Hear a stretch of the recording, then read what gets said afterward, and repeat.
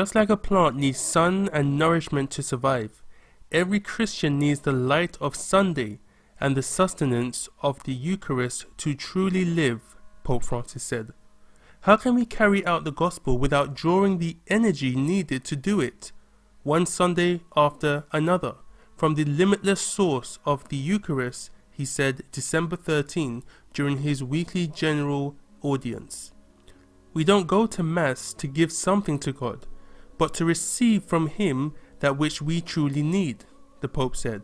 Sunday Mass is the time and place Christians receive grace and strength to remain faithful to His word, follow His commandment to love others, and the credible witness in the world.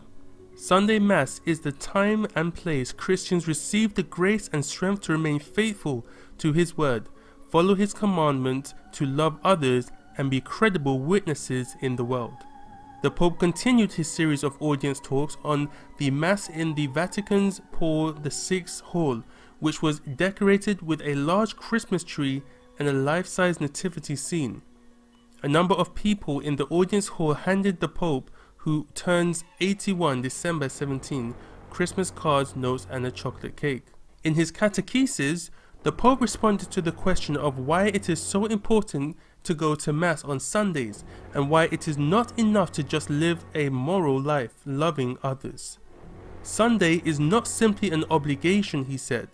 We Christians need to take part in Sunday Mass because only with the grace of Jesus, with His presence alive in us and among us, can we put into practice His commandment and, in this way, be His credible witnesses.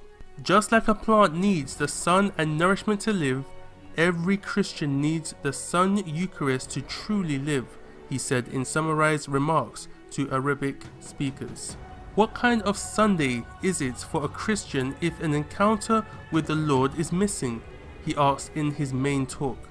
Unfortunately, in many secularized countries, the Christian meaning of the day has been lost and is no longer illuminated by the Eucharist, or lived as a joyous feast in communion with other parishioners and in solidarity with others, he said.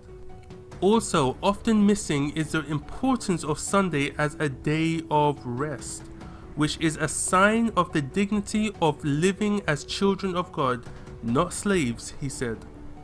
Without Christ, we are condemned to be dominated by the fatigue of daily life with all its worries and the fear of tomorrow.